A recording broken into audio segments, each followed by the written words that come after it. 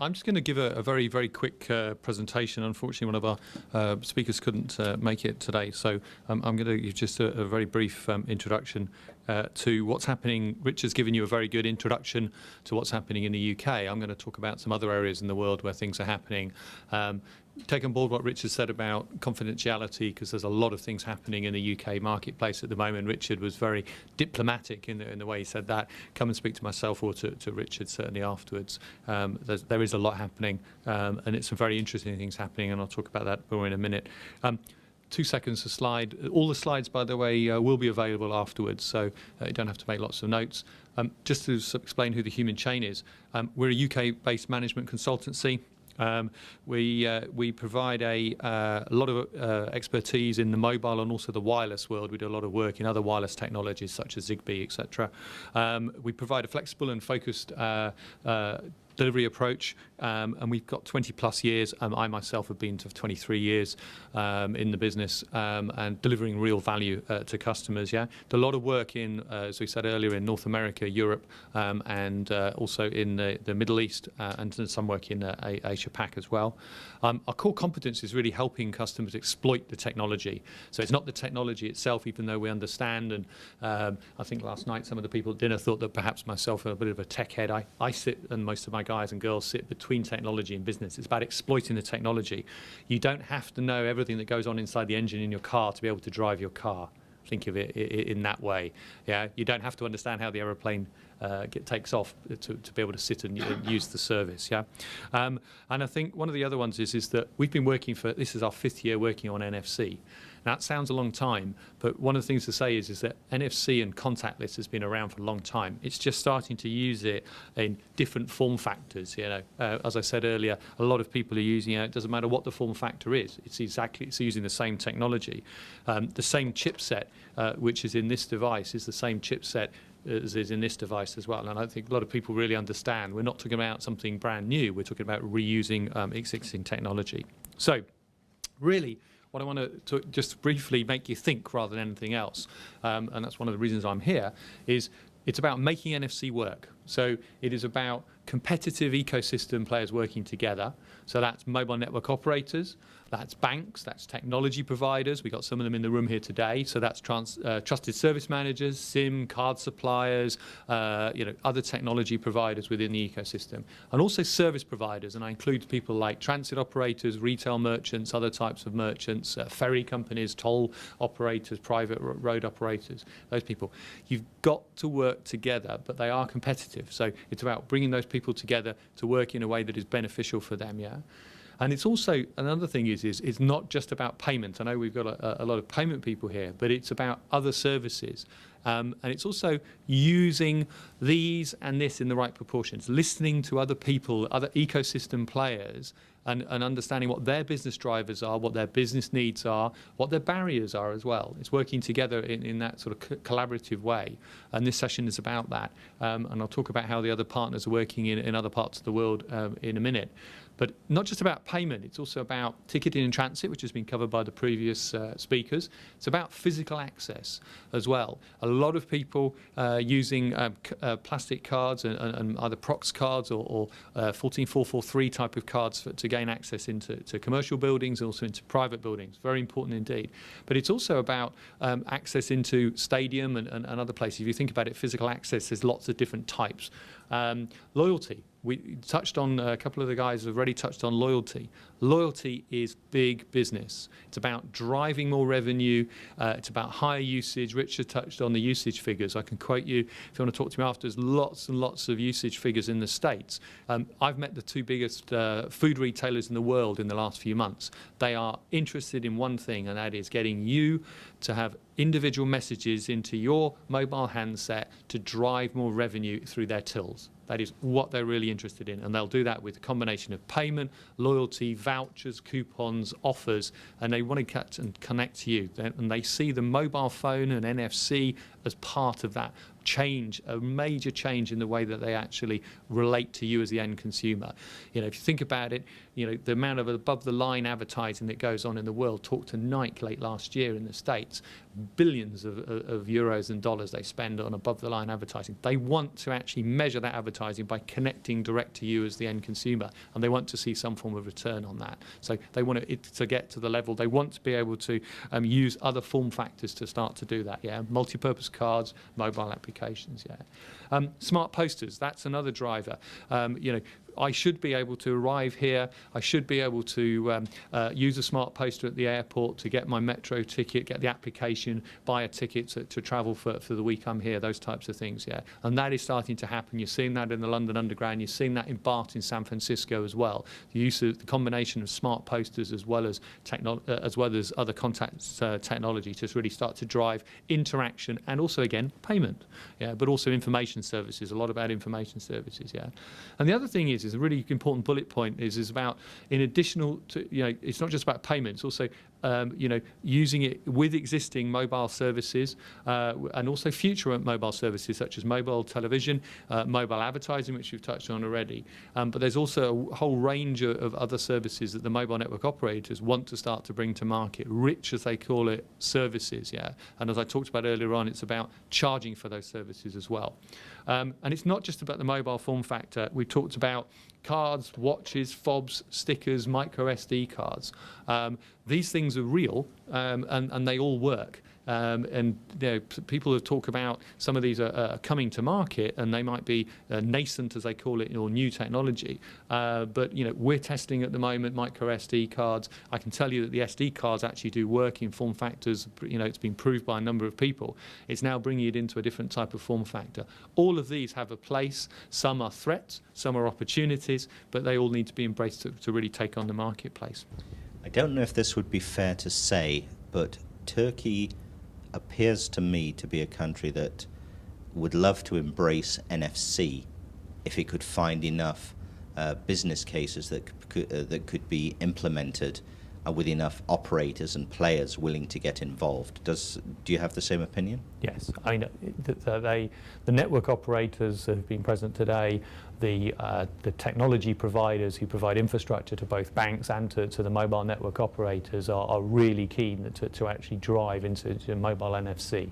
I think, as you correct, there are some issues, as there are elsewhere in the world, but I think there are less barriers within Turkey, perhaps because of the innovative nature of the banking world, also the innovative nature and of the mobile world here, but also the fact that you've got acceptance already of a massive contactless card infrastructure already, tolls, there is a huge amount of transport ticketing, which is done both in contact and contactless cards. So there is a culture of using that already. So there are a number of the building blocks are in place, but as you say, you have to overcome some of the barriers. Some of those are commercial barriers.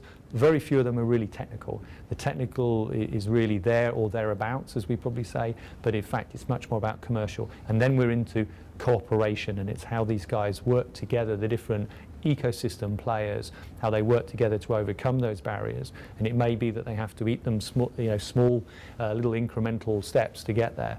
But it really, it seems that the market is in some ways way more advanced than, for example, Western Europe or North America to be able to move to mobile NFC.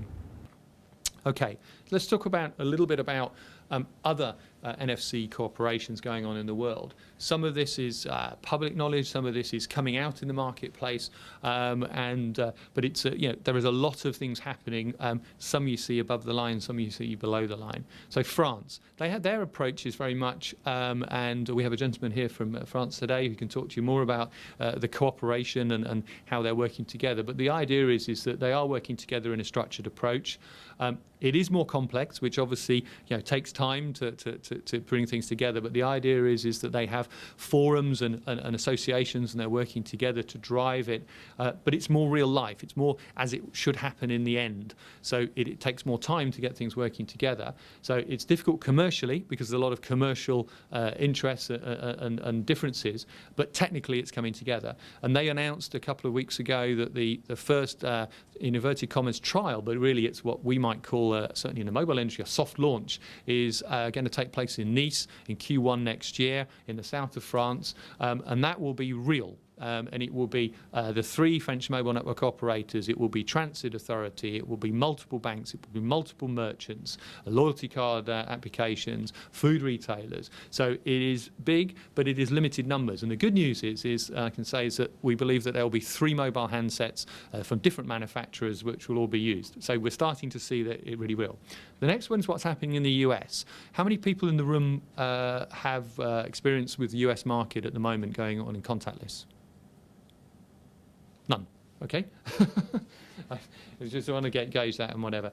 And this is probably groundbreaking news in the sense of a lot of people won't know this and whatever. We're very active at the moment helping, and that's what as management consultants we do, MNOs working closely together. They call them carriers, by the way, in the States, mobile carriers. They are working together in a looser alliance, not the same as the French, which is much more a professional and structured approach. It's a much more loose association with the regulator's approval, by the way. Very aware of the regulator in every country in the mobile marketplace, yeah. And they're enabling cooperation between the competing ecosystem players. So you have large banks, in America, obviously difficult for financial times with that, but they are very, very active indeed, and we have a representative American bank here today, and they are very active in the contactless space already. There are currently 75 million plus cards in America. There are between 750,000 and 1 million locations, acceptance locations for different types of payment cards. There are also, and I can't remember the figure off the top of my head, but it's a huge amount of prepaid cards in the States as well, which are all going, and gift cards as they tend to, as well, they call them in the States. Very big ecosystem around. There is mass in the States, so there is real potential. And it's all about mass adoption. Yeah, the 4 major mobile network operators between them control something like 240 million customers. So significant amount of customers. That's from 4 major mobile network operators in the States. Yeah, so they also very much driven by threats to their existing ecosystem. So they're taking the lead. So they're working together because they feel there's threats from other players within the ecosystem. So they're taking it. So banks, service providers, major merchants in the States want to join the MNOs. So they are bringing it together, but it's in a loose association way. And then you have the last, which Rich has talked about, where you have effectively a single MNO, a single bank, transit authority and a few other service providers, and they're working together. So it's very different than the first approach in France, where you've got everybody, and that's more what you might call a bilateral type of approach, whereby two organisations or major organisations working together. And that's much more a simple, as I call it, ecosystem. But also it can create mass. And if you look at the numbers in the French model when they're going to launch compared with the numbers in the UK, there is a sizable difference. Yeah, it's difficult to say because of NDAs and things what that is, but I can assure you it is massive, the difference. Yeah, so you can launch it. It's a lot easier to launch in the UK example. Yeah. Competitive fear for other MNOs, other banks and other service providers is certainly getting the market going. Our telephones, our mobile phones have been ringing off the hook in the last month. And that's because people like Richard and his organisation and other people are doing things currently in the UK marketplace. But one other thing to mention is, and that's something which I think is really critical here in the Turkish market, a good example is the MNOs in the UK have organised what they call a UK NFC forum. So it's about how do we work together? And it's not in the same structured way as the French. The French is very organised and very, very well set up. My French colleague here is nodding his head. The issue is it's extremely well organised, and perhaps it's not as agile and it's not as easy to move as the UK one.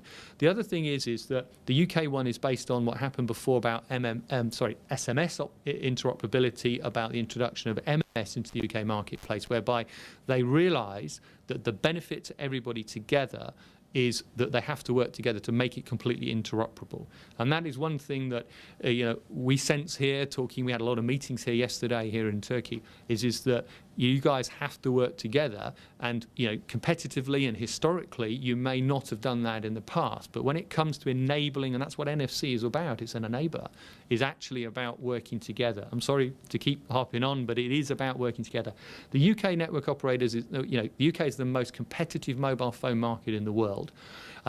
Network operators here and other ecosystem players here in the world, you've got it easy in comparison to what you have in the UK. It is a very cutthroat marketplace, but and it's also the first marketplace in the world for mass adoption of mobile phone technology.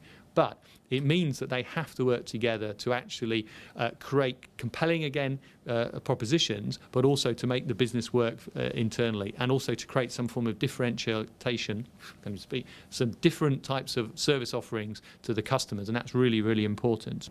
As an industry analyst and a commentator and observer, how would you say that Turkey ranks against some of the other Western European countries, or even the US that you've worked with? I think Turkey is in a very good position. It has innovative thinkers within the various ecosystem players, but also it has a somewhat laid-back style about the way they do business. It's a combination of innovation and a style of doing business, which gives them some advantage. The other thing is that they do already work in collaborative ways.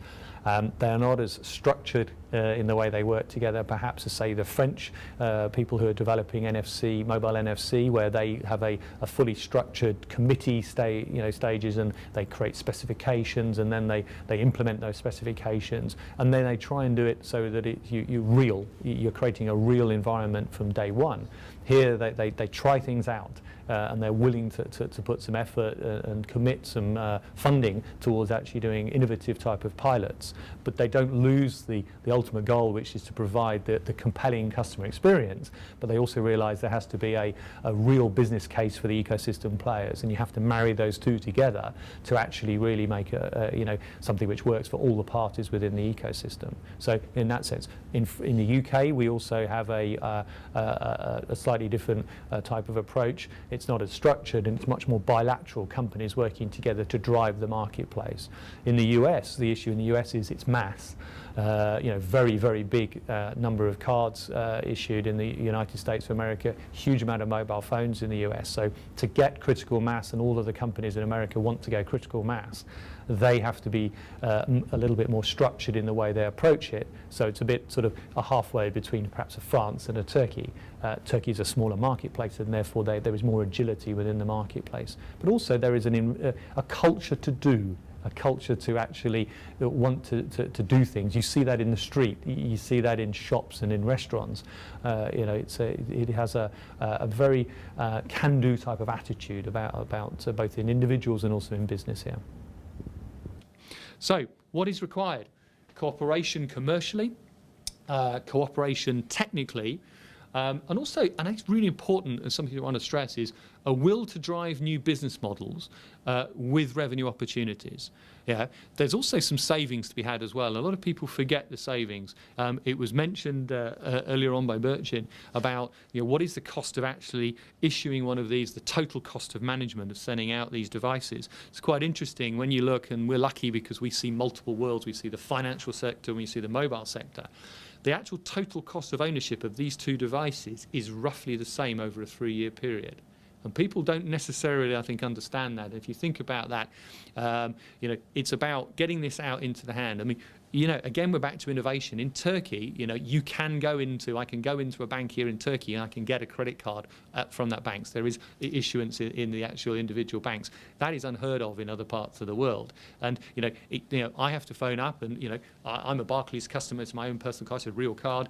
I ring up, and it takes 4 or 5 days or whatever it was to come in the post, and all the security checks and things like that. You've got to think about what is the total cost of ownership of these types of devices. Yeah, it's also new revenue opportunities, and you've got to think about opportunities for indirect as well as direct revenue. And a lot of people have not got a lot of experience in some of their business models with indirect revenue channels. And it's about sharing revenue a different way. The mobile network operators have traditional models. The banking financial worlds have traditional business models. The merchants and retailers have traditional business models. We are in a very, very changing world in different ways. It's about, very much working together. It's also about doing things, yeah. So, the question to you guys is, what are you doing now, yeah, and who are you doing it with? The Contactless Forum, we've heard a couple of things about this. Maybe you could expand on that a little bit more, Tim.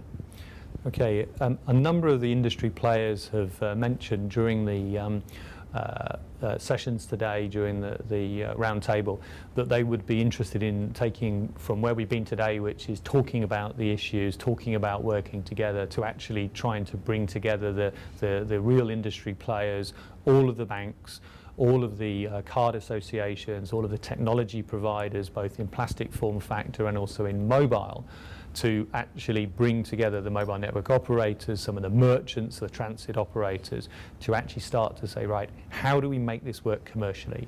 So away from pilots and trials, but actually saying, what do we have to do? What are the building blocks? What are the issues that have to be overcome? One of the issues today was raised about the limit for, which is 35 Turkish lira for contactless payments at the present moment in time without a PIN entry.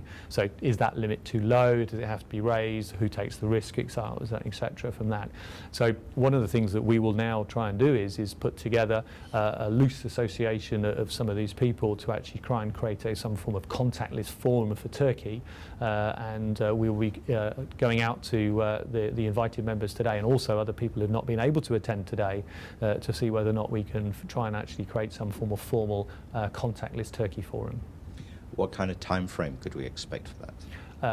Some discussions started already during the session today, and they will be we will move forward to one-to-one discussions, and then we will send out some round-robin emails within the next few weeks to try and put something together, perhaps the first meeting within a month or so.